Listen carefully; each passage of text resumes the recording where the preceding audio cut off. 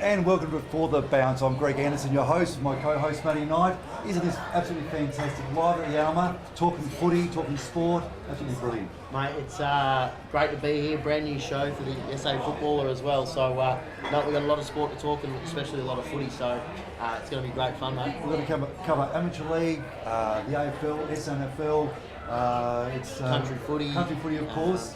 Yeah, and then obviously a couple of special little segments as well with yourself. So, it's going to be great.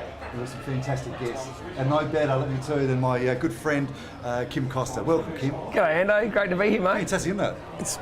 It is absolutely unbelievable. Nice, it is. All that sort of stuff. It is, you know. It's a little bit more pressure than normal. Lots of pressure. Lots. Yeah. It's good. We were talking before, we'll just talk a little bit about SNFL, just brief.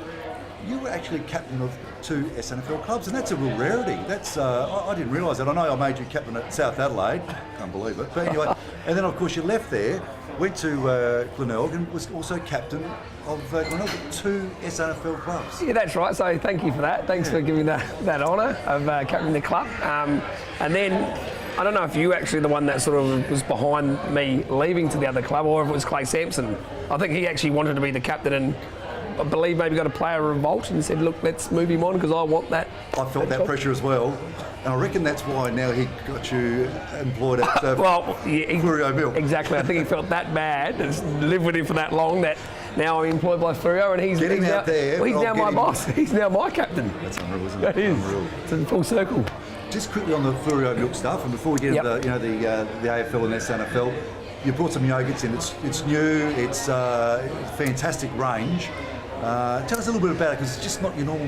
Yeah, look, Fleurieu Milk, we like to do things differently, and it's going really well. But we've actually just teamed up with the Something Wild, so the famous Motlop brothers. Yep, fantastic. They've got the Something Wild store in the markets, and happened about 2 years ago. We caught up with Daniel, and we went through some of the products that he used, and we thought, well, you know what, this could work in a yogurt. So we launched it about 3 weeks ago. And it's going really well, and it's a great thing because it actually gives back to the communities and helps Indigenous have jobs in those communities. So it's fantastic. It's going really well. Well, before we just get on to the AFL for all the viewers out there, dual premiership player, which is fantastic with the Crows.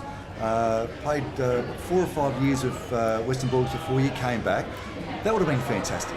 To get drafted from South Adelaide and then head over to Victoria and play for the Bulldogs. Yeah, look, it was. It was interesting because I had a couple of mates who got drafted before me to the Crows, in Randall Bone and Chris Groom and those guys. Yep.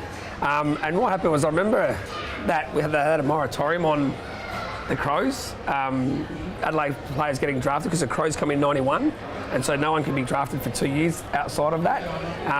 And then those guys who were my mates got there before me, so I was pretty dirty on Adelaide for not picking me up. Dirty at all? No, nah. But no, you know what? Grudge too, I reckon. Well, I didn't get invited to your 30th, but we'll maybe bring that up a bit later. No, it's like going to Victoria is probably really what I wanted to do. Yeah. Get outside of Adelaide and go to the Victorian footy where it was all happening. So the Bulldogs, great footy club, played with some great players, and I feel really lucky that I Victoria, actually. of course, Yeah. medalists. Yep, Scott Wine, Scott Doug Wine. Hawkins. Unbelievable, and you know what?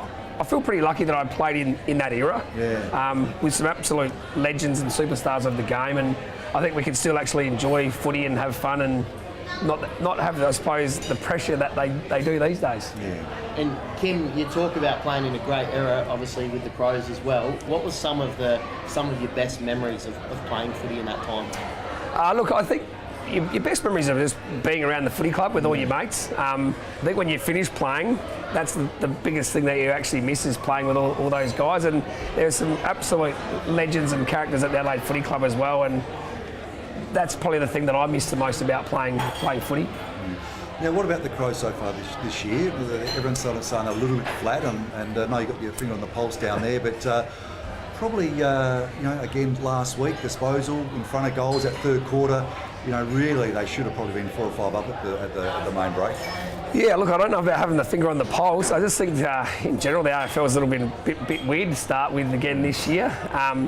I was just talking to Brett Backwell before, he's going to be one of your special guests. Very special guest. Yeah, about the football. And 2017 was a really weird year when Adelaide ended up finishing top. And I think maybe it's going to happen again. Like it's, you know, I thought Essendon were going to be good. They've sort of only won their first game last week, so I don't think that Adelaide are too far away. They've got some great players, they've got some great talent, and I don't think they're too far away of actually putting it all together. You know what? It is round 3, so you know we've still got a fair way to go. Yeah, and with the Power as well, obviously the other South Australian team, they've started pretty well. Got a red hot Brisbane on the weekend, but a young player by the name of Connor Rosie. SA boy being very impressive. Yeah, look, he was magnificent. I think round 1 he's really good. Probably round 2 maybe a little bit quiet, but he was very special. I think he's got a pretty big future. I've got some mates who sort of do a little bit of recruiting, and I spoke to them last year before he was picked up, and they said he was a huge talent. So I think they've got a fair way. They've got a lot of young kids that are playing really well for them. And some of the standout sides so far, I mean, you look at Geelong, and obviously Hawthorn. I mean, they were very powerful that first game we were all able to watch against the Crows. I mean, that's again those two clubs. We're talking decade after decade. I mean, how do they do it? Yeah, I don't know. Look, Hawthorn. I did go and watch that game. They just had I think better game plan than what Adelaide did, and they've got some great players. Like Sean Burgoyne's been an absolute star. I suppose with him, I don't think he played last week, injured, is that right? Yeah, so they miss guys like that, but great coach. Alex Clarkson is a superstar coach. I didn't think actually Geelong were going to be that good this year, but you've got Ablett who's come back after probably not going that great the year before, and he's playing well, and you've got Dangerfield. They've got a pretty good list. If you've got the core, probably Port Adelaide's pretty similar, isn't it? You've got the core, and they say, oh wow, they moved out 9 or 10 players. Probably a little bit like Geelong, but you've got those core superstars. All of a sudden, the pressure is off them a little bit because the exciting players and the fast players need to lift and give them that support. Yeah, they do, and I think at the end of the day, when you're bringing in youth, the young kids that everyone's played so far have actually gone well, and I think as you get older and you're sort of on the way out, and you've got young kids that bring in that enthusiasm, you get excited for that. And obviously 2019 has seen some pretty interesting rule changes all so far, Kim.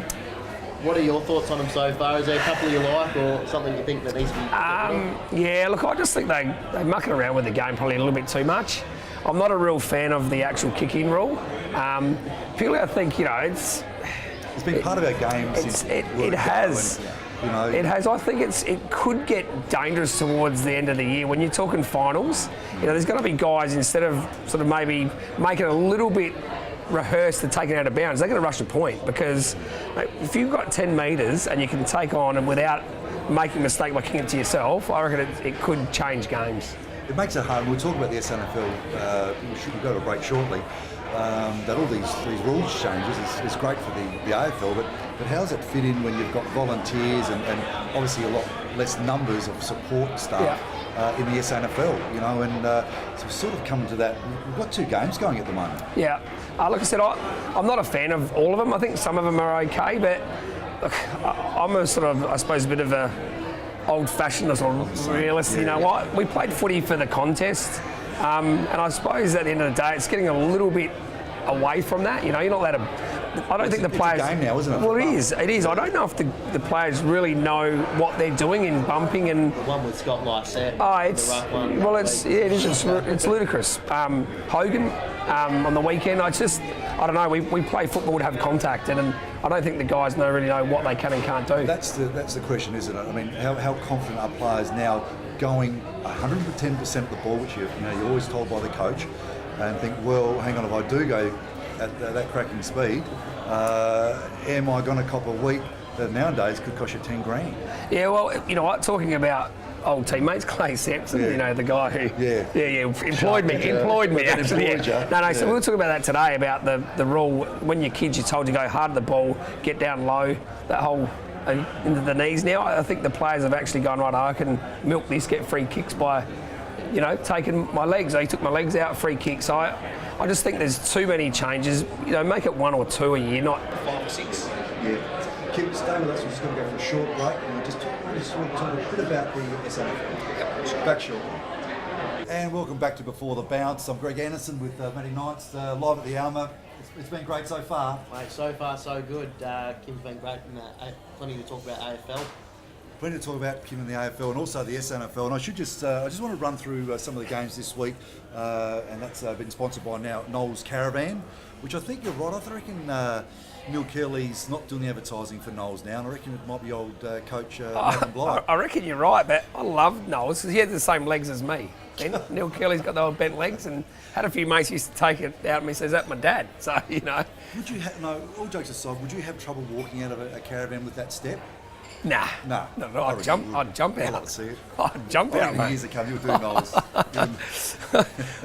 Now, quickly we'll go to Thursday night, which we got the Swans versus Melbourne. Yep. So My- two sides have mate, just probably Melbourne's been pretty average, and Swans sort of have shown a little bit anyway. Well, my footy tips haven't been great. I'm actually taking Sydney. Yep. I just don't reckon Melbourne are gelling at the moment. I don't really know what's going on there, but tanking, I'm not sure. That's been brought up. Nah, look, I'm going Sydney, but I don't trust me. Yeah. I've been on Melbourne every week so far and they've Yeah. let me down, so I'm going to back them again because they're due to turn it around, I reckon. Okay. What about Collingwood and the Bulldogs on Friday night? I'm taking Collingwood. I just think they're just a bit more polished. I think the Bulldogs, hey, they've started well, don't worry. Yeah. But I just think Collingwood are going to be too good. Still a big soft spot for the Bulldogs. But Yeah, I do. Yeah. I do. It's but the thing is, there's a lot of blokes. Well, there's not many blokes there, or not any at all. But you're right about being raw. You know, we'll speak to Johnny Putton about later. And when you start, mentioning some of those names that you play with, like Dougie Hawkins and Liberatoria, and I'm thinking, oh wow, went there was was Simon Madden and Tim Watson, and these big names. And we're young kids going over to Melbourne to have a crack at it. Big names, they're big names, and it's raw footy. It is raw, and like I said, I'm lucky that I played in that era. I reckon. Whereas there are some great players playing today, but I don't think they're allowed to be what they used to be. There's, the stars aren't really there anymore. Yeah. What about Geelong and the Giants? That's going to be obviously the match of the round, no question. Yeah, I don't think Geelong can be beaten down on their home ground. They've probably only lost 5 in their last 5 years down there, so I'm definitely Geelong. Geelong very good, and I reckon they've actually looked better this year, and they'll certainly make a play for the top couple, I reckon, come season. And you're right, Matt. Bombers Lions. Bombers showed a bit last. They were terrible that first week. That was embarrassing against St Kilda. But last week were good against Melbourne. But they were. We've spoke about the Bombers, and I'm actually right behind the Lions. I'm actually a fan at the moment. I reckon they're playing great footy. They were good last year. They Lions were. good Look, last year. the inclusion of the ex-Glenelg boy Lockie Neal. Yeah. I'm a bit of a fan favourite of Lockie, and I reckon Brisbane. Yeah, they're a great team to watch, and I think it's everyone's second team at the moment. So, Yep. they'll be great to watch play. And Power Richmond. I mean, a lot of the ball last week at Power Richmond. I think they're struggling a bit. What about some of their injuries? I mean, we're talking biggest names in AFL, and they're out injured for them. I actually don't think I've ever picked the Power to win. My dad's a mad Port supporter. Yeah. Go figure. Yeah. And I just can't pick them. It's by heart, not head. Yeah. But what about your dad's era, though? We're talking Brucey Light, Russell Ebert, Brian Cunningham, Johnny Cole, Darryl Cole, Timmy Evans. My dad named It's my not a younger. bad- it's my not dad. a bad team to barrack for My back in those dad days. named my younger brother Dwayne, and his middle name is Russell, so Dwayne Russell. So go figure that out. Yeah, seriously. Port have got Richmond at the perfect time. I They're agree. 4 best players, maybe actually 5 best players out. Yeah. Martin out for a week as well, so. 5 best players. And look, they should win, but I'm actually tipping the Tigers. North versus the Crows. I mean, Crows have been getting plenty of the ball. I mean, that third quarter they had 11 shots at goals, they kicked a couple of goals, lots of points and one out in the full. Let's not bring that up. I mean, how can someone miss from that? Today's footy anyway. Yeah, okay, you're not talking about handball, the look away handball. Well, there was a lot happening in that third quarter that just went wrong. Look, I'm going Adelaide. I just think North is struggling at the moment, but they're zipping 3. They're going to come out pretty hard, I reckon. But I am going Adelaide. I think that'll be too good. Yeah, being a North supporter, it's been very frustrating to watch them at the moment. So yeah, hopefully they bounce back this week. But I think the Crows might be too good for The us. big derby down the West Coast versus Freo. That's going to be a good game, that one. Yeah, West Yeah, Coast. yeah. West Coast for me. You know, Fife out. Well, meant to be out. They're saying he might play. Meant to be out, might play. Yeah. I reckon it'll be a last-minute decision if they bring him in or not. They played well last week. I'm going Freo. Yeah, well, I'm going West Coast, but that rule, we talk about rule changes and everything else in the AFL. The head knocks are massive at the moment. Shouldn't be playing. Anyone who gets concussion and can't come back on the ground, honestly, shouldn't play. Yeah. If that's what they're trying to Yep. instill. Well, they bring it in at local level that it's Yep. automatic 2 weeks. No matter how serious it was, 2 weeks straight up. Sure. So there's got to be something like Yep. that. You know? Gold Coast, Carlton. I'm actually going Carlton. Yeah. I don't know why. I really don't, because I really like Gold Coast.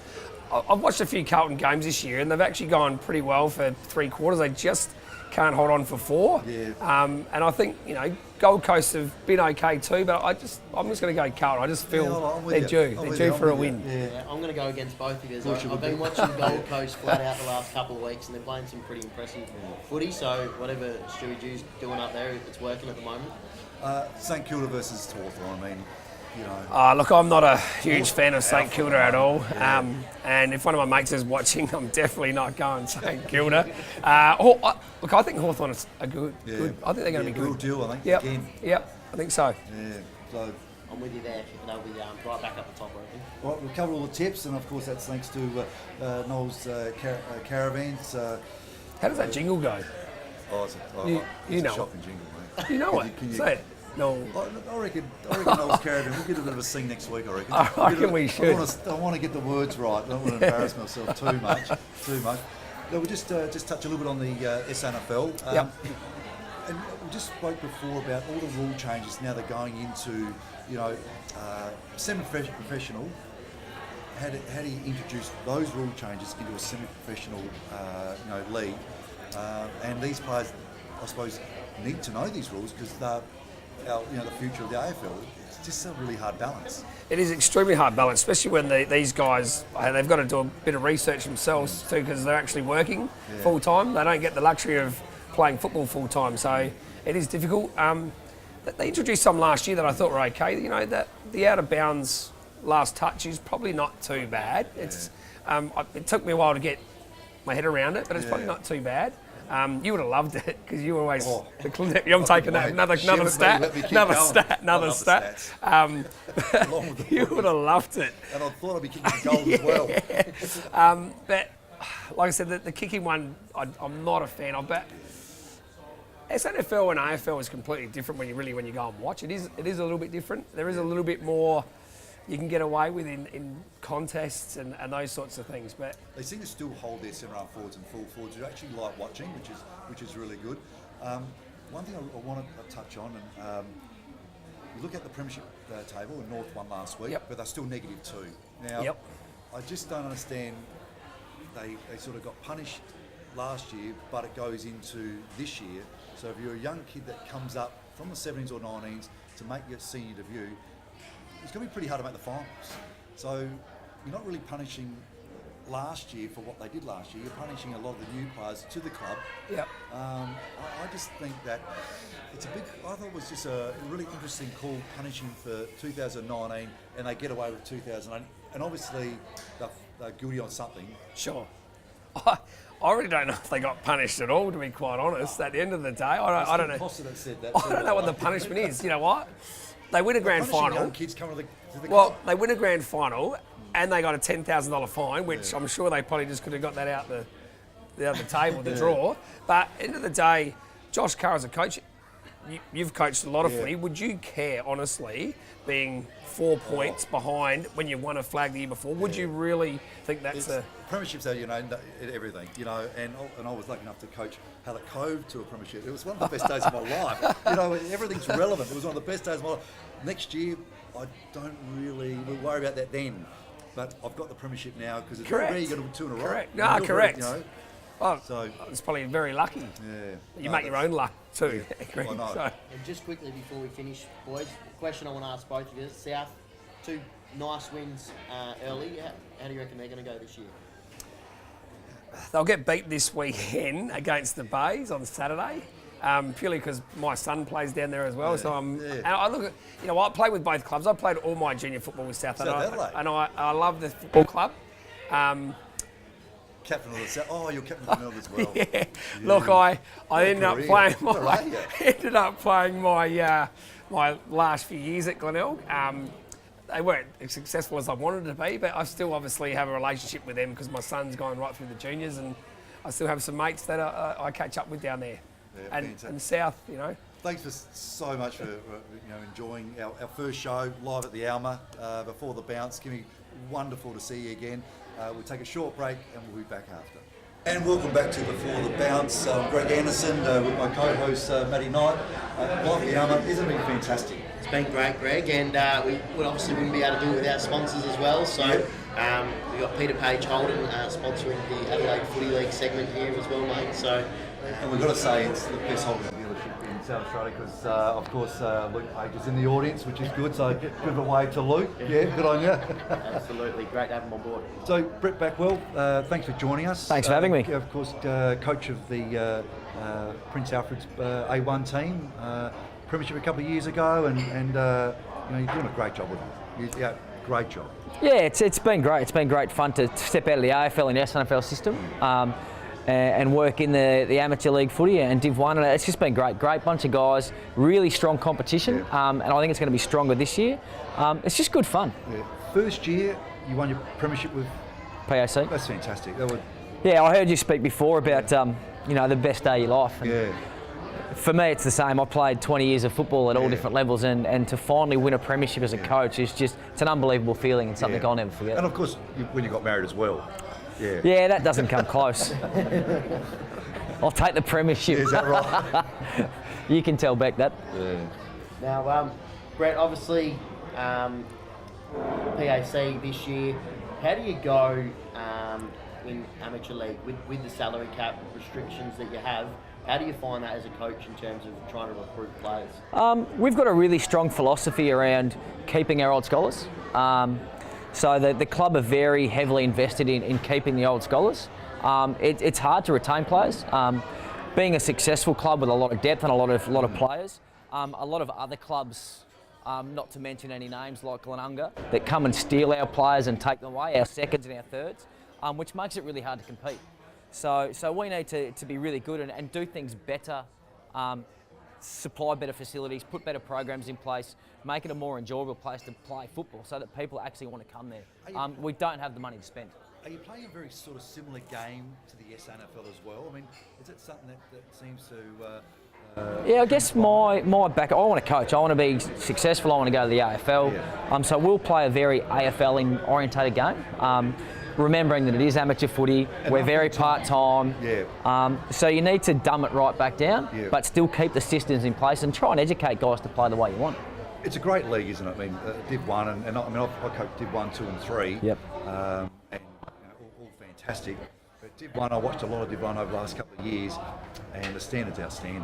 I think each year it gets better, and I think the gap and the jump between 2 and 1 is getting bigger. I think it's going to be a really even competition this year. There's some great players and really strong football teams, and if you have a bad day, I think you're going to get beat. Sorry. Yeah, so you talk about some of the great players, Brett. Who are some of the bigger recruits coming into Div 1 footy this year and for PAC as well? Yeah, there's probably not any of the real big name recruits that have come back. A lot of the big name recruits possibly go and chase the money and go to other clubs, and there's guys playing in Div 4 and 5 and country footy where we get good quality people. Our philosophy at the club, and I know a lot of the Div 1 sides, is get quality people, get good characters, and the talent will take care of itself. There's some guys that have come, like we've got the 2 Pit boys back that are PAC old scholars that have come back from Glenelg and then spent time at Robe and come back to the footy club to play with their mates. So that's, I think, the avenue you've got to take. You've got to build successful cultural clubs. Interesting last week, Tea Tree Gully having a pretty tough start of the year, really. That was a belting from a side that, was right at the top last year. Yeah, look, they probably went through a similar phase to what we did. They worked really hard to get what they got last year. They had a lot going on. They had a death. They had some really strong characters around the club, suffered with motor neuron, and it was a really driven team to succeed at the highest level. And that takes a lot of, not physical fitness, but emotional stress as well. So a lot of their guys have got there, they've climbed the mountain, they've gone nut-wear out, and they've bailed. So they've lost 10 or 15 players. 10 or 15 players. So it's going to be really, really tough for them. They've always had strong depth, so they'll top up and they'll get better. Yeah. But it's going to be really hard for them to rebound pretty quick. Looking at the list, which you would, who are the strong sides that you see for 2019? I think they're all going to be pretty strong. As I said before, if you have a bad day, you're going to get beat. Yeah. Ross Trevor are always really strong. Yeah. They've won a flag. They finished top last year.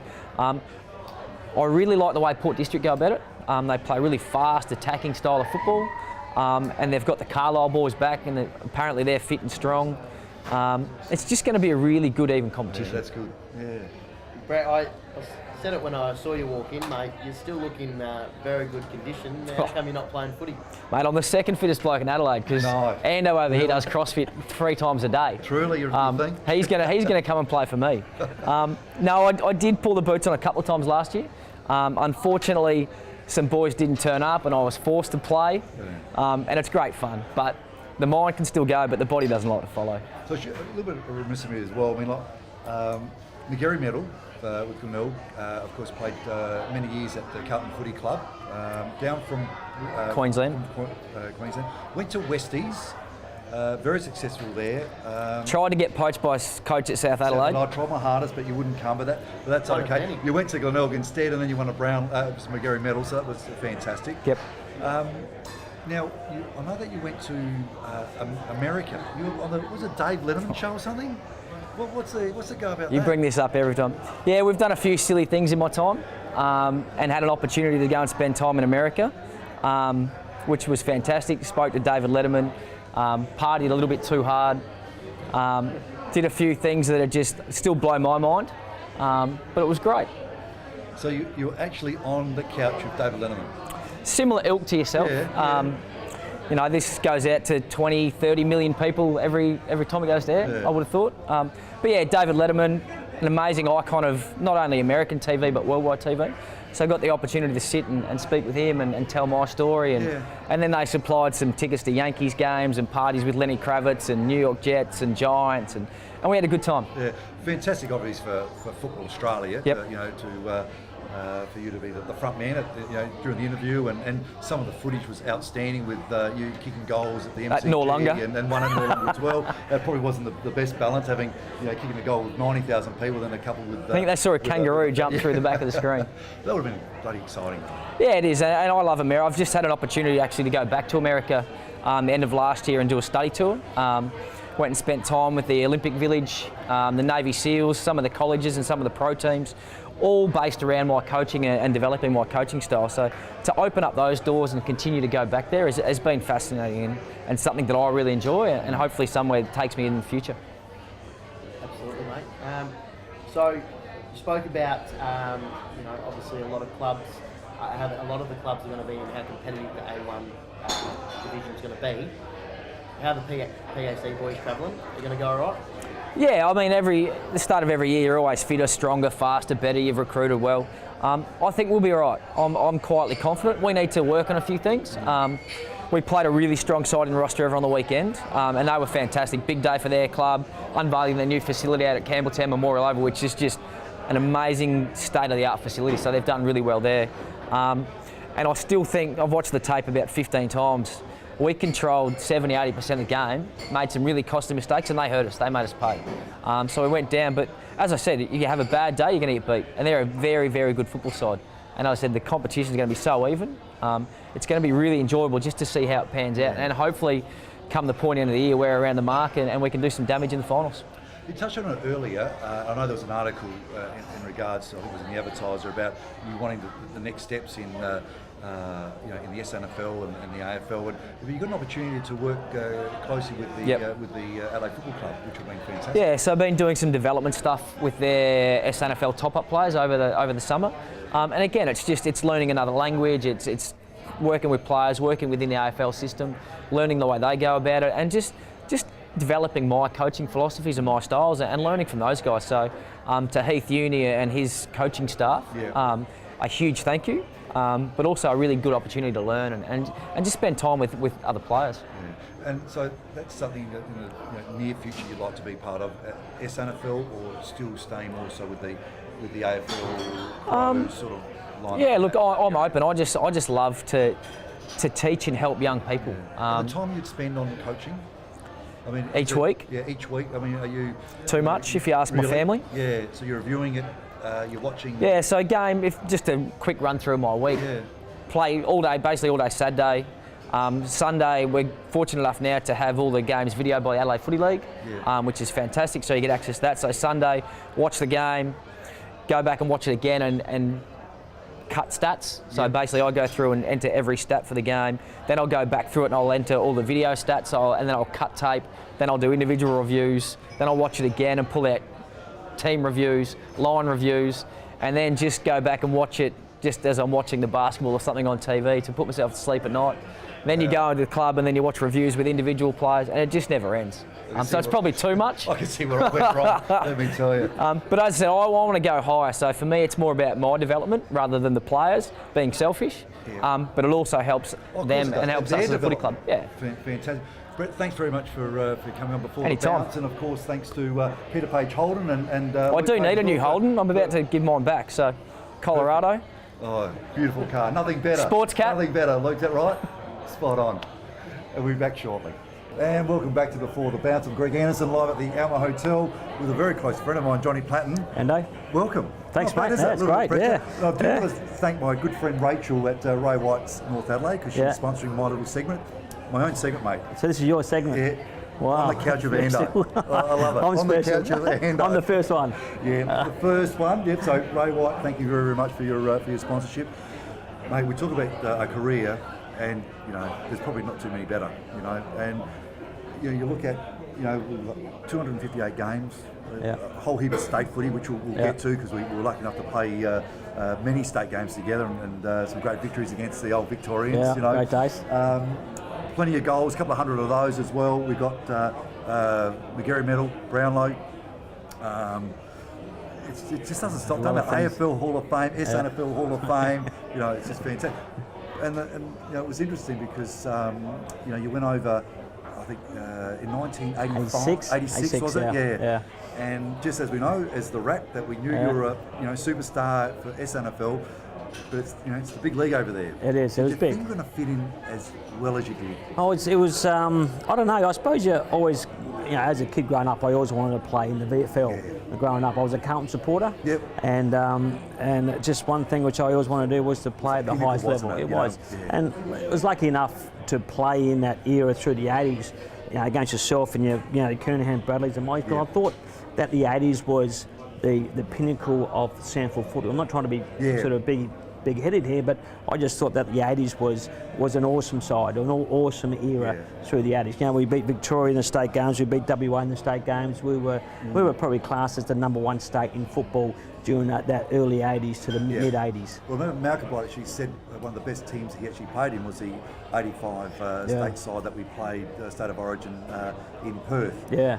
Another great game by yourself. Smashed them, yeah. I think Blighty kicked 4 or 5 goals. Yeah. But you look at the lineup, you're right, you got your Kernahans, your Bradleys, you got McDermott, Jarmans. McGuinness, you got your Jarmans, the big Rendell Bradley, and the Mark.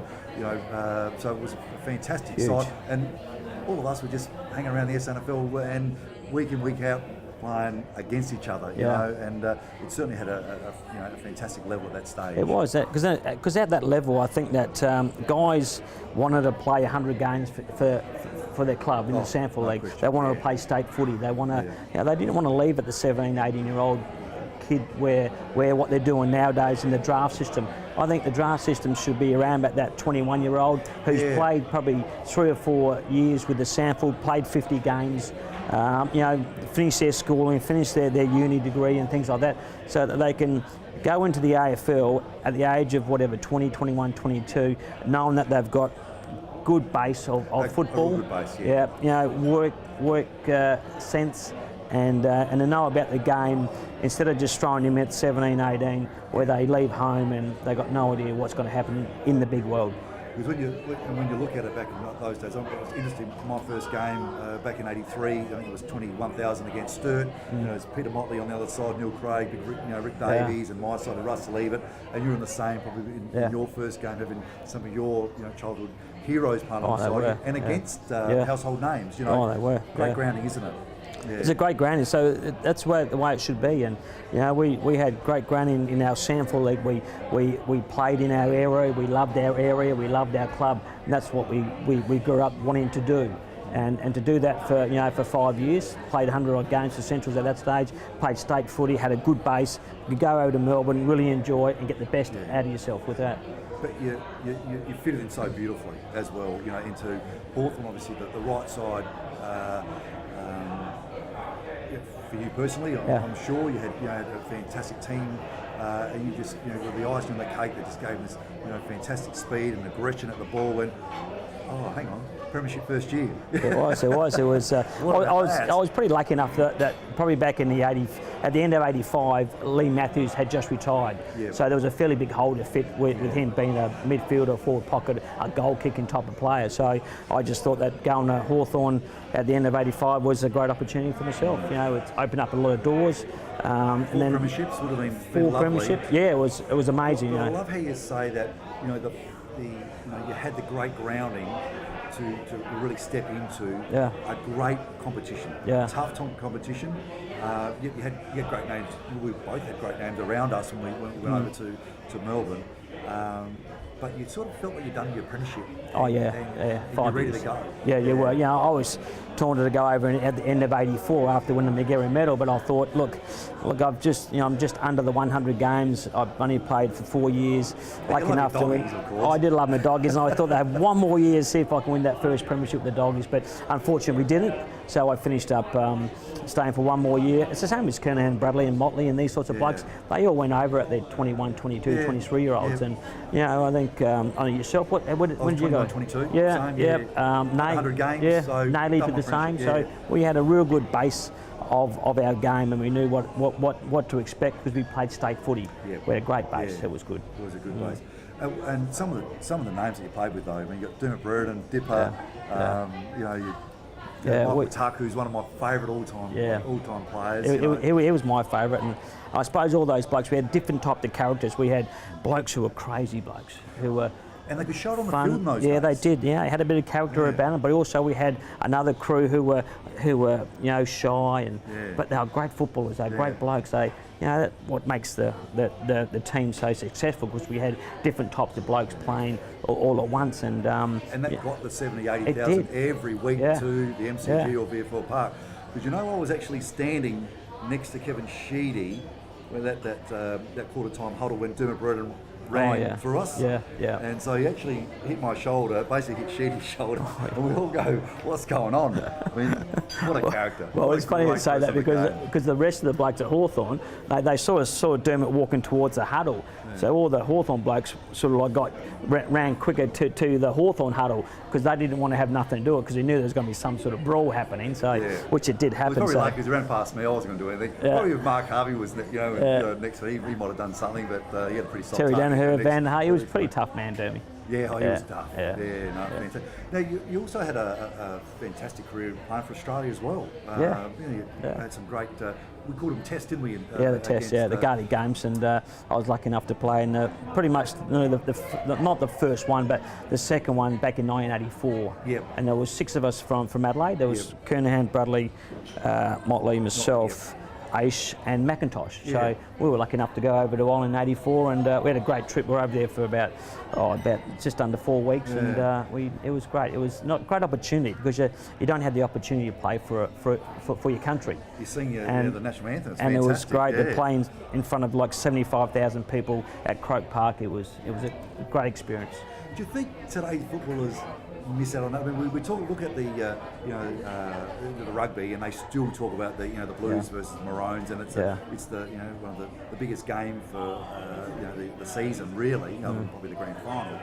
And I look at my state footy as really some of the pinnacle and some of the greatest games that I've been part of, because I actually beat Victoria. You know, like it was, as a kid just growing up, and we always lost, and then I'm part of the team that we beat Victoria. But do you you think today's do miss it, footballers, have missed out on something? Yeah, but I think that if you ask that blokes now to play state footy, I would probably think that 95% of the blokes would love to play state erosion football. Yeah. And with that sort of sense, they when you play state footy with that group of players, you become even better mates. And I played against you Port Adelaide and Essendon, and we're mates forever. Kernahan, Bradley. I know that we didn't play with each other at Glenorg or Carlton, but we played state footy together. So we've got something special about beating the Vics or beating the WA as well. So Well, it's interesting because I remember walking down the mall in Perth with yourself prior to the big game, and there was all this hype that they're going to probably beat us quite convincingly. And thankfully for you and Craig Bradley, I think Kernan and Blyde, who dominated, you just build those connections, don't you? You do, yeah, and the memories forever. And the 80, as you said, the 85 state game was it was probably one of the best sides going around. So. Yeah.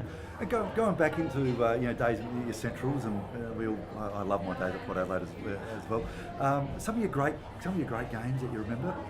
Oh God, I played North Adelaide at Elizabeth. Then last game in '84, I kicked 9 goals 1, so that was pretty exciting.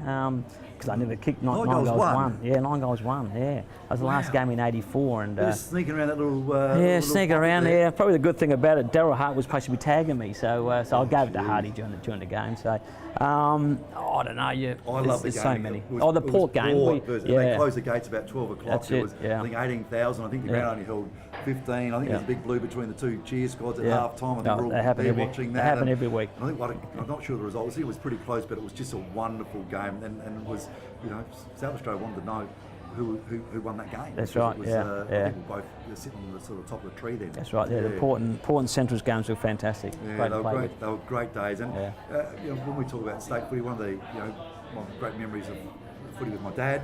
We went to a state game together, which was fantastic, and of course many times we watched Port at Albion. It's just little things like that you remember as a kid, and then to actually finally lace up the Guernsey and represent your state and your club's pretty special. It's always special, yeah. That's where you grew up from, and I've got a great rapport with Central District Footy Club at Elizabeth. There, they gave me the opportunity to kick my footy career off, so it was great. I've got to give a little bit of plug to the safety hub. Yep, we're going. You've been there for a long time, haven't you? Now? About 10 years now, so it's been good. Yeah, so we enjoy it. So any safety needs you need, and workwear, safety boots, hard hats. We've certainly got plenty of it. So come in and see us. Now, I know it's on the couch with Ando, but I think you've got to give me good on you, big fella.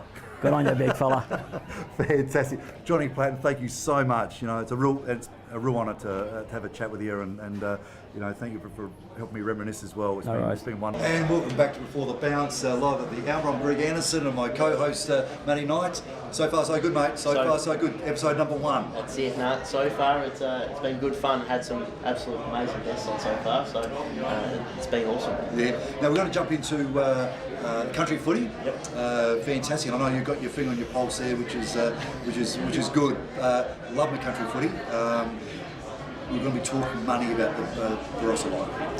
Yeah, absolutely. Well, so I'm obviously heavily involved in the Barossa Light League with Gawler Central. So, we'll talk a lot about the Barossa. But Ando, obviously, we've got a sponsor from out Galway as well. Don't say Damien's sponsoring us. Damien, and he still owes you a client with Harley, He does. He told me that, but he's hard yards. Hard yards. I went in and saw him, reminded him of Exchange Hotel. At the Exchange Hotel, so I think that's what got him on board. But good spot down there. I've been in trouble from the coach a few times on a Friday night. It's a bit of a nightclub out there, so curfew. We have curfews for cricket season, and sometimes they get broken. Is that just as long as you can walk out and not fall out of the pub? Is that the time to leave? The coach, he back in his day was a bit of a drinker as well, so I think he knows what we're up to, so that was all good. We've got a lot of famous clubs in the Barossa League. We've got Tanunda and Nuri, of course. I mean, are they still going to be as strong as they always have been over the years? Yeah, well, those two especially, they played off in the grand final last year, Tanunda and Nuri. So Nuri obviously had the wood over them last year, so they're going to be the top two again, I think. And then, you've got clubs like Angaston who have recruited really, really well. They've basically got a SANFL league midfield running around for them this year, and most clubs this year have added talent. We spoke about Teacher Gully losing some players before. Yeah. A couple of those boys have come into the Barossa and had an impact from the start. Do you still have the point system though? I mean, you can't just go out and grab 6 players from the SNFL and just put them straight into a lineup, because they're worth 3 or 4 points. You get a maximum 15, so you still can't go crazy in that way. You can't, and obviously now with salary cap as well, there's 2 things you got to worry about. So, if you're rotting away at the bottom for a couple of years, the maximum points you can get is 15. Yeah. But the more wins you have, the less points you get. So not everyone's on the equal amount of points. So a team like Anguston this year, who they've struggled for a number of years, they've got maximum points. But a club like Tanunda or Yuri, they might only have 9. Yeah. So it's a bit of a And difference. we've already had round 1, and of course, fantastic for the league because they live streamed it. The game of the match of the round. How'd that go? Mate, it's been very, very well accepted by the league, all players, clubs. So what we did Great was, idea. Oh, it's fantastic. All games were recorded, and then myself and Sean Jackson, Jacko, we went out and we covered the Southall Anguston games live to Facebook and whatnot as well. So, the league, they've already jumped on it. Coaches, I know down at Gawler Centrals, they've used it for tools with the players, showing the players, taking it through. It's technology and information that we haven't had to us before out there. So it's been. And the players will love it. Everyone loves watching. Mum and Dad, Grandma, watch it on live stream. Our games on TV or internet. Yeah. Fantastic, isn't it? Oh, they love it. I'm not sure about a couple of the old supporters. I know watching the Gawler Central Kapunda live stream back, the sporting club president, you can hear him in the background calling the umpire goose all day. So I'm not sure if they would have liked it, but the players certainly loved it. And how the new rules with the AFL and how they sort of they able to be implemented into the country league, or some are too hard and a bit of more of a think tank for this year? Yeah, they certainly had the option to implement them. I think what the league's more worried about is working out clash strips for Anguston and South after the Saturday's debacle. But look, I think they might put that in the too hard basket for now with some of those rules. It's too hard with. You have they struggle for umpires, the league as it is. So, you've got 2 blokes that really are probably in their 50s, 60s plus, trying to monitor enough rules as it is. And the Barossa crowds, they're not very forgiving either. So, because I think one of the rules is that the water isn't allowed to be run out until a goal's been scored. And that's probably all right in the AFL because you've probably got 10 volunteers that are ready to go. Yeah. But some of the country, you might have one young fellow who gets a pie and a Coke after the game to run out a bottle of water, and he's not going to get too many players after a goal's been scored. No, well, I think the average age of a water boy is probably 11, so he's not, and it's obviously not as high scoring as AFL, so yeah, they can't implement that sort of thing. So does each country set up so you've got the Murray Ridge League, say for instance, do they look at what rules they'll implement, or as the whole sort of SNFL umbrella, there's a figurehead that will say this is what we're going to put into all the leagues right across the board? Yeah, look, they don't get told they have to implement these rules. It's more so probably there if you want to implement these rules. You look at the SNFL doing the kicking out of bounds rule. That's not in country footy. It's still the throw-in. Things like one I'd love to see is the 666 rule. Yeah. But again, that's going to be quite hard to monitor. But I just think that opens the game up. So I think there should be now 2 figureheads. One that looks after the AFL and Foxtel, which could be called either AFL or Foxtel because Foxtel seems to own the AFL. And I understand time is money in the TV world, that's great. But you can't implement that into the SNFL and other leagues around Australia, because it's becoming a different game than what we know it. Yeah, and it's too many rules. Because you look at basketball is played at the top level this way, and at the bottom level the same way. Yeah. And now we've got our elite that we're watching, there, and we're playing a different game everywhere else. Yeah, and basketball's probably a good point. I think the AFL, and you listen to coaches talk about what they've done in terms of going and setting facilities and whatnot. They're probably going. The AFL's probably going that basketball way, and then leaving the rest behind to be its own setup as such. So I think your basketball's a good one to use. Is that it will be two separate bodies essentially. It's gone that way, isn't it? Some of these rules. I mean, some of these rules that we've known since the 1900s or the late 1800s, and so much has changed in our game for TV. But I just don't see why it should be implemented into the game that we know and love. Yeah, and that's exactly it. Country footy, especially the Barossa League, it's still all it's not. It's not a fast game like the amateurs and that are. It's a heavily contested game, and that's why it's so good to watch. And this year, I don't think we'll see we haven't seen until now a stronger Barossa light ball competition. The pace has picked up in the league because of the influence of the more the running style of game and not so much one-on-one and more the getting back and then pushing forward. So a little bit of that sort of AFL, SNFL flavour to even the Barossa League. I know Brett Backwell was saying that he would implement it in A1 amateurs. Yeah, well, you saw on Saturday covering Angaston and South, two new coaches into the competition, and James Shannon, who obviously spent a lot of time at SNFL level, and Jack Osborne, who's a premiership player for Sturt for South Gawler. So he made, I know, and they had Mark Bornholm as their ruckman, and made Mark Bornholm look small. So he's a massive man, but they both play true presses. All your rotations and all that sort of stuff. Bench rotations, like in Barossa, and I said this on Saturday, you see Somerton, Shannon, some of these big names all coming to the bench for a spell. Sometimes they'll just run them all day and not bring them to the bench. So you can see that little bit more. So they're accepting now, and they have to accept that in football. Yeah, and it's more professional as well. I tried to introduce it many years ago when I was watching the AFL and the SNFL was really implementing in theirs. And I said to our players, look, you're keen for us to do this rotation. It seems to be working for the SNFL and the AFL. And everyone said, oh yeah, we want to play like the AFL and the SNFL. Of course we do, So anyway, I had this little rotation going. I said, well, this number 12, he's first off on the rotation at the 6 minute mark, and he won't come off. He's not coming off. I finally, what do I have to come off for? Yeah.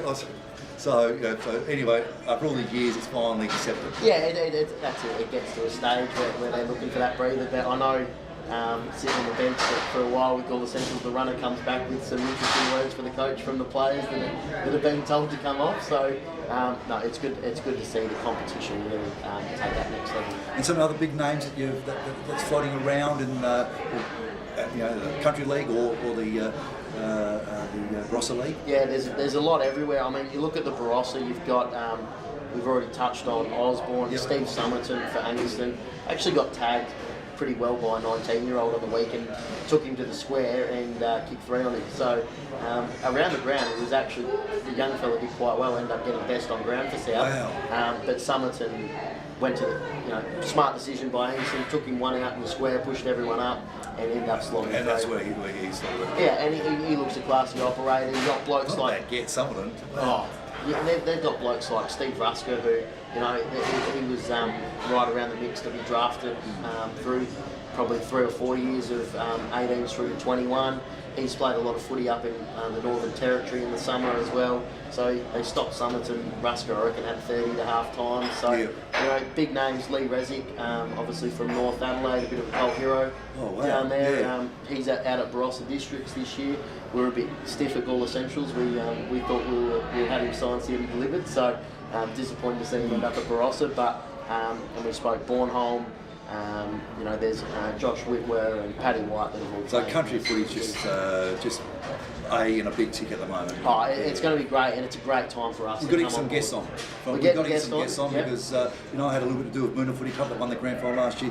Could not believe the standard. You're saying how good the standard is. The Barossa. We talk about the Murray Bridge League. So I think footy's fantastic all around the state, which is brilliant. I got into some of the big names and some of the big characters, and they actually started to get a little bit shy. So hopefully we get them on in the next couple of weeks and have a bit of fun with them. Yeah. Thanks very much. Great wrap up. Brilliant. We'll be back shortly. Just one more, Rocky said, just the report. Yeah. Oh yeah, the stock. Oh, Rocco. Oh. Let me know when you. This, so do you want me to And then give your well. Yeah.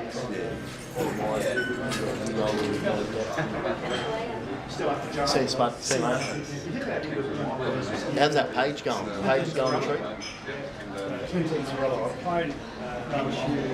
Oh yeah. That's right. Yes, of course. Yeah. I bet you. Shane Gill. Yeah, I went to school with. Yeah. So I reckon we bumped into each other many years ago. Yeah. I do remember you now. Yeah. Yeah, it's good fun. Yeah, it's all good fun. And we'll get better at it and all that sort of stuff. It's like shortly. Loaded him up with a few questions. Yeah. You're not ready. I'll give you a couple on Timmy, my great mate Timmy Ginway. Oh, geez, I got plenty of them as well. You don't get a word in though, that's the thing. I'm going to ask you one question.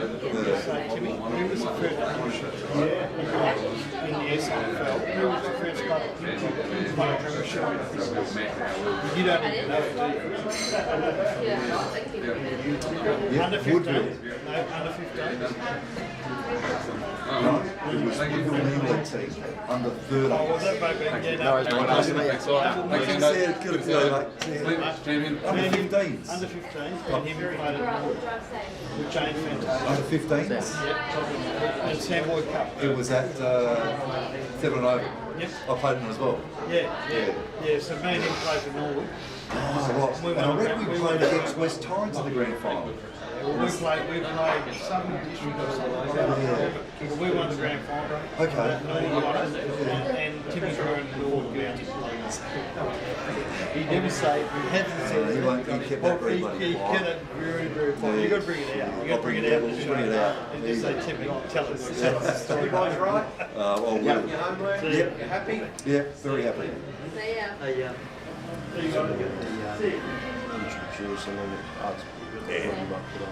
You'll appreciate the sport after all this work. Yeah.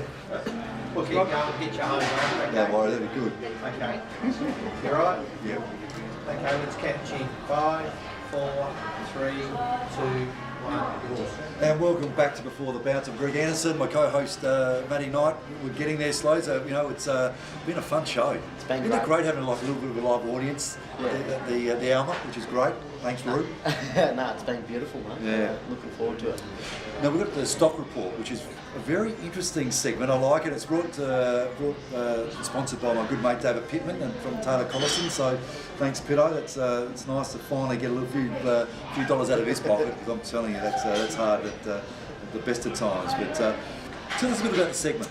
Yeah, so it's a segment where we're going to basically decide whether we want to buy, sell or hold. So we're going to talk about clubs, players, rules, all sorts of things. Throw footy, one at me. And, Throw one at me, Matty, go come on. from there. So we want to start with the AFL 50-metre penalty. At the moment, it's finding it to be very soft, mate. What are your thoughts? I think for me, it's hold. I think it's hold because I tend to agree. I think they've got to get it right. I think it's 50 metres is definitely part of the game, which but I think at the moment it's a little bit soft, and they've just got to work on getting it right. So for me at the moment, just hold. Yeah, I think there's ones where it's fair, Yeah. but then there's a couple It's a big of rules. punishment. There's a couple of rules like crossing through that even when they look like they're trying to get away and they get things, I think you got to work out. That decides the game. So you've got to work that one out. It's a big punishment, and you're right. There's that one time that when they played, he's not crossing, but just he's running on an angle rather than apparently into that corner, and all of a sudden that 50, the player doesn't know what's going on. The player should always know on the penalty, always know, and they don't know. So just hold. Yeah, and obviously, big talking point over the last few years is the slide rule, taking in the knees. I say keep it. I think it's a great rule. I think it's really dangerous, players sliding in for knees and ankles, and so one undisciplined slide, you're going to get the free kick away for trip, But not only that, you could take a player out for 12 months. Well, I so I think- think it's a good one. I think what it does is it encourages players to keep their feet, not go to ground. So we're buying it, aren't I? I'm buying it. I got it wrong then. I'm buying that. You want to buy it? I want to buy yeah, it. Yeah, that's Buy what it. we're doing. No, Did I buy? Now, new big one, favourite of mine, the 666 rule. I like it. Yeah, I think it's a great rule. I'm buying that one as well. I don't like seeing the ball bounce, and you've already got the flood. You've already got your 12 players down there. It makes them work to go down if that's if the knee beat, and if the ball can get out quickly, you've really got an advantage. It's And exciting. that's what it should be like, because it's the two big ruckman now. It's even more important. We know how important the ruckman are, but it's so important now because they get a clear tap, they're going to get straight down to the mouth of their goals. Great rule. And do you reckon that rule is going to bring back the big forwards, and maybe we'll see a 100-goal season again?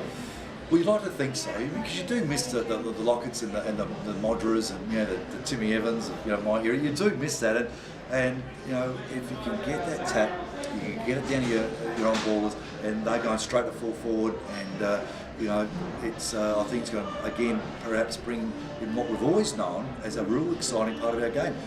How much fun as a kid, I've done it 2 or 3 times, ran in the Oval when Timmy Evans kicked 100 goals, or it was Lockett or Tony Modra. I remember I was at Princes Park when Mods kicked his 100th, and the crowd went crazy. So it's a big part of our game. So maybe you're right, cross our fingers. Hopefully we are. Big one in the off season. We thought Richmond they won the flag 2 years ago. We thought they were going to bring him back. This was going to bring him back. Tom Lynch, Richmond's big recruit in the off season, probably hasn't been as effective. Well, he hasn't been as effective at all. I mean, I think in his first game, I reckon he dropped about 5 marks. You could see he was nearly there, but he didn't take the mark. That's that, So he puts pressure on himself. He's probably lucky and unlucky, really, because the talking points have been, no question, the players that they've lost, a couple of really big players. But if they hadn't lost those players, the ball was going to get down probably a lot quicker and a lot better than it is at the moment, because they're losing some big stars. So I say hold. Yeah, I'm with you there. I reckon hold on him. He's going to take time. He's still not that old. He's still got a lot of footy in front of him. He's a gun player. He's a gun player. He'll come at the good. moment, the whole playing would be disarray, losing 2 unbelievable players. I mean, we're talking unbelievable players, household names, and there's not too many of those in the AFL these days. No, that's exactly right. Big one for all Crows fans. Might not like it, Eddie Betts. Oh, Eddie's always one of my favourites. So I just love him around goals. We talk about the disposal of the Crows at the moment. The on-ballers going into the forward lines. I think Tex Walker touched on it a little bit during the week. The ball needs to get to our tools for Eddie to have a chance and get in there quickly. It's not happening. So I think we've got to look at the engine first. Getting the ball, but it's got to make sure that let's use it, guys. Let's use it. So you're holding? I'm holding. No, I'm buying Eddie. Right. Bloody hell, I'm going to hold him. I think he's okay. He's probably been a bit disappointing, but he produces magnificent. You can't say that in Mark Rasciuto's pub at the Alba. The thing's thrown us in a minute. Well, that might not go down well. But I'm sorry about that. We'll be Okay, right. he's a favourite. He'll bounce back, and Yeah, he will. he'll kick you 3 or 4 a game. Now, one that it's disgusting to me, North Melbourne. Yeah, stink. Yeah. Yeah, at the moment. I mean, I saw it on Facebook, and I know it's a pretty nasty form of media at times, and poor old Scott's he's getting hammered at the moment, and he's not delivering the goods, and he's picked up some good players. They paid a fortune for Polak and those sort of players. I'm not saying anything with Pollock, because he actually played. He's starting to get some form. He's been good, but to be 0-3. It's I would say for their supporters and the AFL, big question mark. What the hell's going on down there?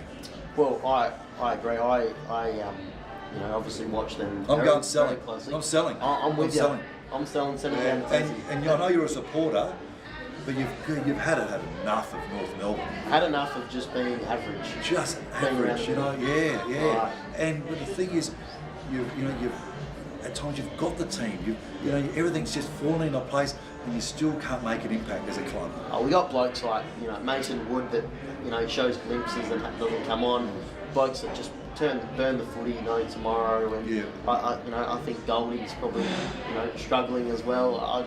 We're struggling across the board, and is that buying to the coach? Is it? I'm not necessarily saying Can't always blame the coach. Everyone's quick to go to the coach, Yeah. but there's got to be something behind the scenes happening Yeah. that isn't going right. It's interesting because you look at, we chatted with Johnny Platten before, and you look at Cedar Hall, every decade, we're looking at the 70s powerful, 80s powerful, 90s powerful, 2000, and the 10s are powerful.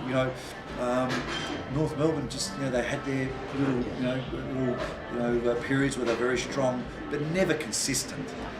So as a club, it must be pretty frustrating. It is very, very, very frustrating. So I think go out. I'm not like rubbing I it said- in at all, too. No, I'm no. not rubbing it in. That's right. I do Yeah. enough damage to myself. So Yeah. I reckon we go out, target someone like Paul Roos, and try and change it all around. Oh, you reckon Paul Roos? I reckon I'm a big fan. Okay. I reckon get him down there. Yeah. Change it. Pay him whatever you got to pay him. Get him down there. Have a clean out. And let's I'll start throw again. why don't you, Grundy, Rutland for Collingwood. He's been a little bit average this year. Going to be offered obviously a massive check to come home to the As they Crows. should. What do you think Grundy's thoughts would be at the moment? Do you think it's a buy, sell, or hold? I think if you got the opportunity, you got to buy him. Yeah. I think he's still 24, 25. But him personally, do you think he should buy the Adelaide Footy Club, or do you think he's going to put it on hold? Just a bit of insight, that's all. Just a bit of insight. I actually think he'll stay. I think he'll stay at Collingwood. Obviously, one of the biggest clubs in Australia. They've looked after him for a long period of time. I actually think he'll stay, even though the Crows will throw. I reckon buy Adelaide. I reckon he's going to You buy it. reckon? I reckon he's going to buy it. Is that inside word or no gut inside feel? word at all? But I reckon he could buy it. We'll see what happens in in Obviously 25, family 26 in that times. back. Yeah, it's a big lure. Let me tell Yeah, you. We talk absolutely. about the Kimmy Costa and other Darren Jarman, of course the same. They wanted to come back home. So Sauce going down. It's certainly shown a weakness in Adelaide's lineup. hasn't it? yeah. I mean, Sauce has been just brilliant. When he plays, he's brilliant. But yeah, when he's not on the side, it's a massive hole. It's a massive hole. Matty, and of course, that's a fun segment. It's been That's a good. fun That's segment. good. So David Pittman, thank you very much, and all the guys at Taylor Collison, thank you very much. It's been a great show. Been excellent. Really enjoyed it. All the Alma, thanks to Rue and all his staff to making us feel so welcome. For all our live audience, thank you, and all our viewers, thank you so much. We've had a ball, and we look forward to seeing you next week.